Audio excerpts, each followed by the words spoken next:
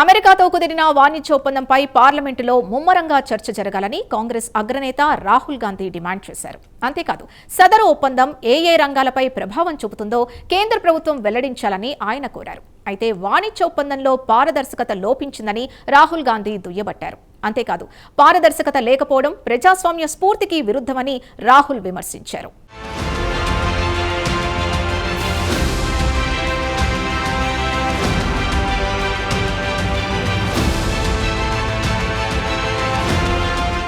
Bharat America మధ్య కుదిరిన వాణిజ్య ఒప్పందంపై లోక్సభలో ప్రతిపక్ష నేత రాహుల్ గాంధీ స్పందించారు.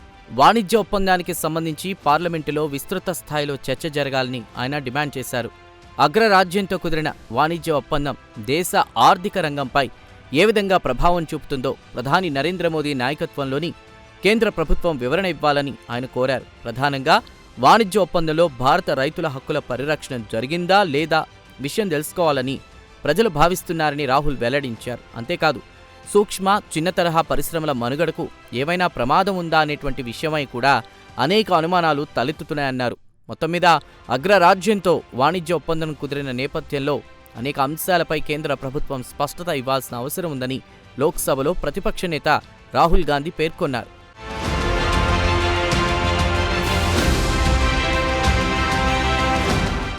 ఈ సందర్భంగా ప్రభుత్వ పారదర్శకతపై రాహుల్ గాంధీ కొన్ని ప్రశ్నలు లేవనెత్తారు. వాణిజ్య ఒప్పందానికి సంబంధించిన నిబంధనలను ముందుగా దేశ ప్రజలకు తెలియజేయాల్సిన బాధ్యత కేంద్రంలోని ప్రభుత్వంపై ఉందన్నారు ఆయన. అయితే కేంద్ర ప్రభుత్వం ఆ పని చేయలేదని రాహుల్ గాంధీ మండిపడ్డారు. ప్రజలకు నిబంధనలు తెలియజేయకపోవడం ప్రజాస్వామ్య స్ఫూర్తికి విరుద్ధమని ఆయన విమర్శించారు. విదేశాలతో జరిగే కీలక ఒప్పందాల విషయంలో 100% పారదర్శకతతో వ్యవహరించాల్సిన బాధ్యత కేంద్ర ప్రభుత్వంపై ఉందని రాహుల్ గాంధీ వెల్లడించారు. కాగా పొరుగు దేశమైన చైనాతో భారత్కు ఉన్నటువంటి సరిహద్దు వివాదంపై రాహుల్ గాంధీ తాజాగా లోక్సభలో గళమెత్తారు. ఈ సందర్భంగా భారత ఆర్మీ మాజీ చీఫ్ నర్వణే రాసినటువంటి ఒక పుస్తకంలోని కొన్ని అంశాలను ఆయన మరోసారి సభలో ప్రస్తావించారు. కాగా ఇదే అంశాన్ని ఆయన ఈ నెల 2వ తేదీన కూడా ప్రస్తావించిన సంగతి తెలిసిందే. అయితే చైనాతో భారత్కు ఉన్నటువంటి సరిహద్దు వివాదంపై తాను చేసిన వ్యాఖ్యలకు కట్టుబడి ఉన్నానని ఆయన వెల్లడించారు. అంతేకాదు ఇదే అంశాన్ని పదే పదే తాను సభలో లేవనెత్తడం వెనుక దేశ భద్రత అనేటువంటి కీలక అంశం దాగి ఉందన్నారు. తన వ్యాఖ్యలను రాజకీయ కోణంలో కేంద్ర ప్రభుత్వం తీసుకోవడం సరికాదన్నారు ఆయన.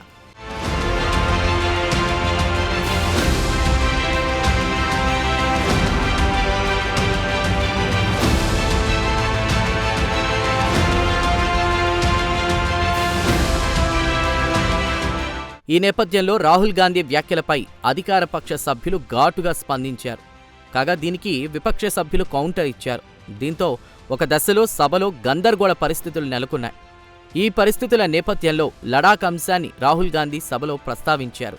సరిహద్దు వివాదం కారణంగా లడాఖ్లో అనేక మంది భారత వీర జవాన్లు ప్రాణాలు కోల్పోయారని రాహుల్ పేర్కొన్నారు. ఇంతటి కీలకమైన అంశంపై చర్చించేందుకు ప్రభుత్వం వెనకడుగు వేయడం విడ్డూరంగా ఉందన్నారు. ఇందుకు కేంద్ర ప్రభుత్వం సమాధానం చెప్పాలని రాహుల్ డిమాండ్ చేశారు. రాహుల్ వ్యాఖ్యలపై అధికార పక్ష సభ్యుల నుంచి తీవ్ర వ్యతిరేకత వచ్చింది.